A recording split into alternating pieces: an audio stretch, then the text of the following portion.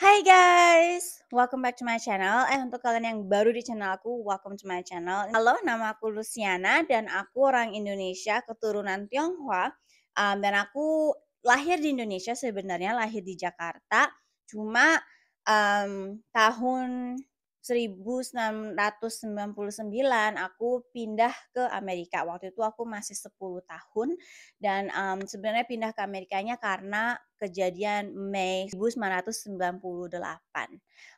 Jadi karena kejadian itu kebetulan om dan tante aku itu tahun-tahun sebelumnya itu mereka ada kuliah S2 di Amerika dan waktu tahun 98 itu kebetulan om aku tuh dapat kerjaan di Amerika. Jadi om tante aku tuh mereka sekolah S2 dan S3 selama 7 tahun di Amerika di tahun 80-an dan terus mereka balik ke Indonesia selama 4 tahun untuk membayar budi karena mereka waktu kuliah S2, S3 di Amerika itu tuh mereka dibayarin dapat scholarship gitu ya, beasiswa dari negara Indonesia. Nah jadinya, mereka pas lulus dari S2, S3 itu di Amerika, mereka balik ke Indonesia untuk membayar budi ke negara Indonesia. Jadi mereka pindah balik ke Indonesia selama 4 tahun. Terus tahun 98 kan tragedi Mei itu terjadi di Jakarta, kebetulan pas banget, bos om aku yang lama di Amerika, jadi waktu om aku waktu dia kuliah S3 itu dia sambil kuliah sambil kerja ya, sebagai research assistant I think waktu itu. Nah, jadi bosnya dia yang waktu itu telepon dia waktu 98 itu bilang, "Eh, gue ada kerjaan untuk lu." Nah, jadi kebetulan banget prosesnya itu untuk akhirnya pindah ke Amerika itu kira-kira setahun. Jadi Juli 99 itu aku pindah ke Amerika sama om tante aku. Dan supaya prosesnya tuh lebih gampang, om tante aku adopsi aku supaya dia lebih gampang aja pindah ke Amerika jadi, nama belakang kita semuanya sama. Karena kalau di Amerika itu kan apa-apa pakai nama belakang gitu kan. Kalau di Indonesia kayaknya lebih banyak pakai nama depan, tapi kalau di Amerika tuh apa-apa pakai nama belakang. Jadi karena kalau mereka adopsi aku, kan nama belakang aku sama sama nama belakang mereka, kita jadi kayak satu, dianggap satu keluarga gitu, guys. So, jadi tahun 99 tuh aku masih umur 10 tahun, pindah ke Amerika dan aku mulai, sekolah di Amerika itu dari grade 6. Aku emang ada sedikit, apa ya, ahead, lebih tercepat, apa namanya bahasa Indonesianya, lebih advance gitu setahun, karena biasanya kalau anak umur 10 tahun itu biasanya kan baru kelas 5 kan. Tapi waktu itu aku udah kelas 6 di Indonesia pun aku mustinya masuk kelas 6 gitu, dan jadi di Amerika aku juga masuk kelas 6 gitu kan, grade 6. Dan grade 6 di Amerika itu udah termasuk SMP, guys. Nah, jadi karena kalau di Amerika itu kan sekolahnya itu biasanya, 5 tahun SD, 3 tahun SMP, 4 tahun SMA, gitu. Nah, jadi di Amerika aku masuk kelas 6, mmm, dan aku musti adjust gitu ya. Waktu itu aku emang udah belajar bahasa Inggris itu sejak kelas 2 SD waktu di Indonesia, itu aku udah belajar bahasa Inggris. Tapi kan belajar bahasa Inggris di Indonesia mungkin seperti kalian tahu, itu kan kita cuma belajar grammar, belajar vocab, belajar teorinya, nggak dipraktisin gitu kan. Kecuali kalau kalian sekolah di international school gitu. Aku dulu nggak sekolah di international school waktu di Indonesia, SD-nya aku tuh di, Catholic school, sekolah Katolik gitu ya, dan semua pakai bahasa Indonesia gitu. Jadi biarpun aku belajar bahasa Inggris di kelas, aku juga ada private tutoring atau extra tutoring untuk bahasa Inggris di luar sekolah waktu aku di Indo, itu tetap gitu aku kayak ngomongnya itu masih kurang dan pendengaran listening skills aku bahasa Inggris tuh waktu itu masih kurang waktu aku baru nyampe ke Amerika di kelas 6 SD gitu ya, grade 6. Nah, tapi namanya anak kecil tuh biasa adaptasinya tuh lebih cepat ya. Jadi aku dalam setahun aku udah bisa ngomongnya udah lancar bahasa Inggris dan tanpa aksen Indonesia, dan terus pendengaran aku, listening skill aku bahasa Inggris juga udah lancar. Namanya again anak kecil tuh lebih cepat belajar, lebih cepat nangkep sebenarnya gitu ya. Nah, aku terus di Amerika sampai aku S1 pun juga di Amerika, aku kuliah S1 di jurusan accounting. Nah, terus abis S1 sama 4 tahun, aku nerusin ke S2 juga di accounting, itu selama 1 tahun. Itu programnya juga program accelerated karena universitas aku ada program yang kamu masuk situ 5 tahun, dalam 5 tahun itu kamu akan lulus dengan gelar S1 di accounting dan S2 di accounting. Biasanya S2 di Amerika itu at least 2 tahun, cuma karena program itu accelerated, itu aku cuma lulus S2-nya dalam 1 tahun. Nah, jadi dan terus habis itu aku mulai kerja di accounting. Nah, sejak itu aku mulai kerja di accounting itu udah selama 10 tahun ya. Jadi dari 2010 sampai 2020 aku kerja di accounting. Tapi, I think halfway through karir accounting aku nyadar bahwa accounting is not what I wanted to do. Waktu aku masuk jurusan accounting di waktu kuliah, itu tuh aku sebenarnya disuruh sama om tante aku.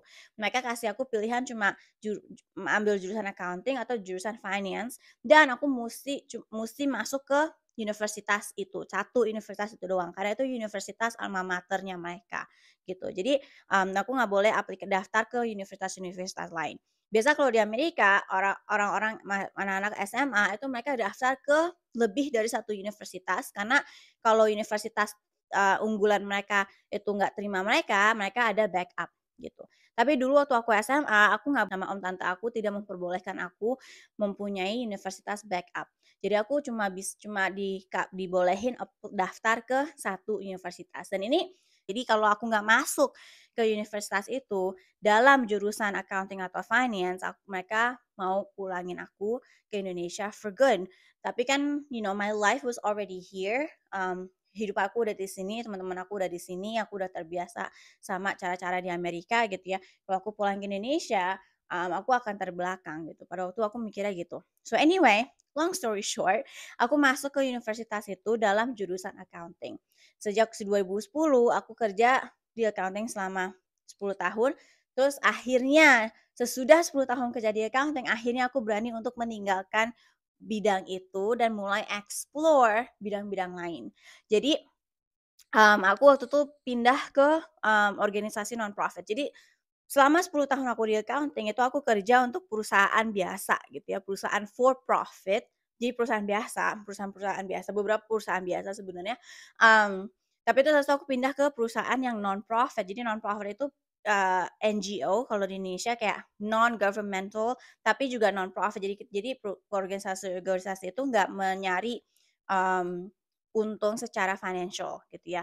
Aku ada pindah ke organisasi yang bantu nyelamatin orang utan di Indonesia, tapi organisasi itu based di LA dan yang punya organisasi itu orang orang bule gitu ya, yang istrinya orang Indonesia. Jadi aku pindah ke situ, dari accounting aku pindah ke situ sebagai project manager, dan terus aku juga ada pindah ke organisasi satu lagi yang berurusan dengan mental health, mereka juga non-profit, dan di situ aku juga sebagai, project manager, sebenarnya social media project manager gitu. Jadi kayak aku ngurusin social medianya mereka gitu, karena mereka raise awareness tentang topik-topik mental health gitu ya. Dan terus habis itu tahun 2021 aku mendirikan organisasi non-profit aku sendiri di dalam animal rescue, specifically pet rescue. Jadi organisasi aku itu menyelamatkan anjing-anjing yang ditelantarkan di jalan atau ditelantarkan di shelter. Kenapa anjing-anjing di shelter musti diselamatkan? Karena anjing-anjing di shelter di Amerika itu nggak seperti shelter-shelter di Indonesia, guys. Shelter-shelter di Indonesia yang aku tahu, itu tuh mereka sangat, apa ya, Eee, luas tempatnya gitu ya, jadi anak-anak bisa lari-lari gitu ya, dan terus juga ada staff-staff yang ngasih makan mereka dan aman, nggak akan dieutenisasi. Tapi shelter-shelter di Amerika itu tuh, yang ini shelter-shelter yang punyain sama government gitu ya, sama local government, itu shelter-shelter itu tuh kepenuhan, guys, karena kebanyakan orang menelantarkan anabul-anabul mereka. Jadi shelter-shelter yang dipunyain sama city government atau state government atau county government, itu semuanya kepenuhan, mereka kurang resources, mereka kurang space, kurang uang, gitu. Jadi mau nggak mau mereka musti jadi basically membunuh, mmm, banyak banget anjing supaya mereka bisa ambil anjing lagi yang baru ditelantarkan, gitu. Jadi kalau misalnya misalnya shelter-nya tuh kapasitasnya 40, itu tuh mereka bisa anjing yang ada di sana tuh 80 anjing, guys. Jadi double capacity.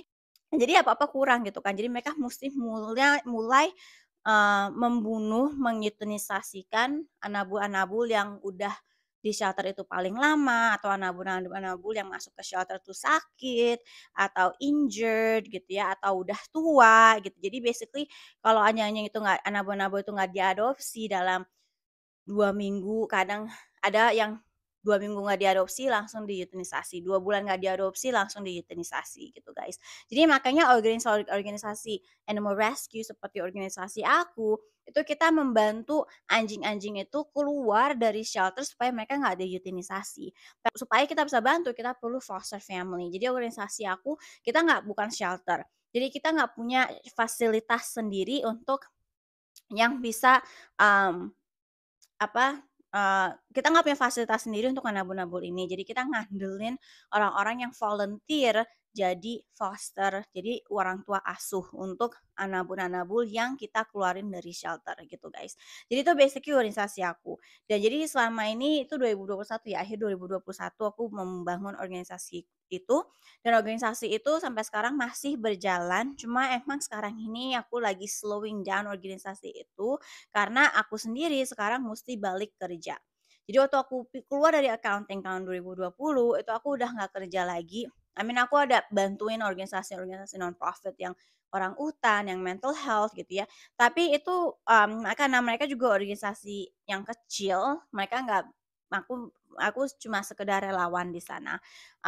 Jadi aku nggak dibayar gitu, guys. Nah, tahun 2023 ini aku coba, mmm mmm, apa, aku sebenarnya mau kerja lagi full time, jadi aku mau berpenghasilan lagi, tapi, sekarang ini ekonominya lagi susah. Jadi sekarang ini aku juga lagi ngambil kelas full time untuk pindah karir, dari accounting ke UX design. Dan aku akan ada sebenarnya untuk aku nemuin bidang UX design ini aku ada 2 bidang lain yang aku lagi yang aku udah explore, dan akhirnya aku mutusin, oke, aku suka sama UX design.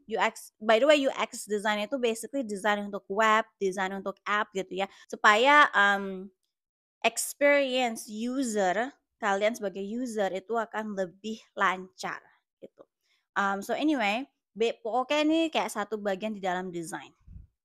Nah jadi, ya jadi sekarang ini aku lagi ngambil kelas, jadi kalau di video-video aku kalian ada denger aku mention bahwa aku lagi ngambil kelas, ya ini kelas UX design ini yang aku lagi ambil, guys. Supaya aku bisa, pindah dari accounting ke bidang UX design. Dan UX design di Amerika itu lagi lumayan booming gitu ya, di mana bidang accounting di Amerika itu lagi lumayan menurun karena semua hal-hal yang bisa dikerjain di bidang accounting itu tuh makin lama tuh makin bisa diotomasi gitu, guys. So, dan plus, seperti aku bilang, aku sebenarnya accounting itu bukan bidang yang aku pilih sendiri dan bukan bidang yang aku suka banget gitu. Dan aku di mana aku mau karir aku selanjutnya itu di bidang yang aku pilih sendiri dan bidang yang aku actually suka kerjain gitu. Dan aku emang suka desain, dari dulu aku suka desain biarpun aku nggak bisa gambar. Tapi untuk jadi UX design itu basically graphic design gitu ya. Jadinya kita nggak perlu pinter gambar, yang penting kita bisa pakai tool di komputer untuk gambar di komputer gitu, guys. So, anyway, jadi itu tentang karir aku, tentang personal life aku, mungkin kalian ada yang nanya, aku sering ditanya, "Udah lama di Amerika dari kecil kok bahasa Indonesianya masih lancar ya?" Kebanyakan orang-orang Indonesia yang aku tahu yang datang ke Amerika di umur yang sekecil itu, kebanyakan mereka emang udah nggak bisa bahasa Indonesia lagi. Atau kalaupun masih bisa bahasa Indonesia, ada aksen Amerikanya yang sangat tebel. Tapi aku nggak ada aksen Amerika yang tebel dan aku masih bisa dengan lancar ngomong bahasa Indonesia. Kenapa? Karena waktu aku dibesarkan di Amerika sama om tante aku, mereka make it a point untuk ngomong ke aku pakai bahasa Indonesia. Aku dulu nggak boleh ngomong bahasa Inggris di dalam rumah, guys. Jadi aku mesti pakai bahasa Indonesia. Karena mereka nggak mau aku, lupa sama bahasa Indonesia aku. Karena aku juga kan masih ada mama, ada papa, waktu itu ada nenek di Indonesia yang mereka nggak bisa bahasa Inggris gitu kan. Jadi mau nggak mau ya aku mesti bahasa Indonesia aku tuh masih musti tetap ada gitu, karena kalau enggak aku akan susah banget untuk komunikasi ke mama, papa, dan nenek aku gitu. Nah, jadi makanya bahasa Indonesia aku masih lancar. Terus, sebenarnya aku di Amerika aku masih deket sama budaya Indonesia dan budaya Chinese gitu ya, karena suku keluarga aku kan keturunan Tionghoa. Jadi dan masuk aku deket sama budaya Indonesia, itu aku masih suka banget sama makanan Indonesia, tapi aku juga dulu belajar 5 mmm, tarian tradisional Indonesia dan aku dulu suka perform. Sejak aku grade 7 sampai aku umur 25 tahun sampai aku kerja pun aku masih perform tarian-tarian tradisional atau semi tradisional Indonesia gitu. Jadi aku masih membanggakan negara Indonesia di Amerika dan I'm proud to say I'm Indonesian gitu dan I'm proud to say I'm Chinese Indonesian aku karena aku ada keturunan Tionghoa gitu. Cuma, mmm, waktu aku di Indonesia masih kecil tuh aku lebih deket ke budaya Tionghoa, tapi waktu aku di Amerika, aku dibesarin sama om tante aku, itu aku jadi lebih deket ke budaya Indonesia. Jadi sekarang aku ya sama deketnya gitu sama budaya Tionghoa sama budaya Indonesia. Dan by the way, budaya Tionghoa yang, dan teman-teman aku juga banyak yang Chinese American atau orang keturunan Tionghoa yang besar di luar China ya. Budaya Tionghoa di mainland China sama budaya Tionghoa orang-orang keturunan yang di luar China itu beda guys, itu beda.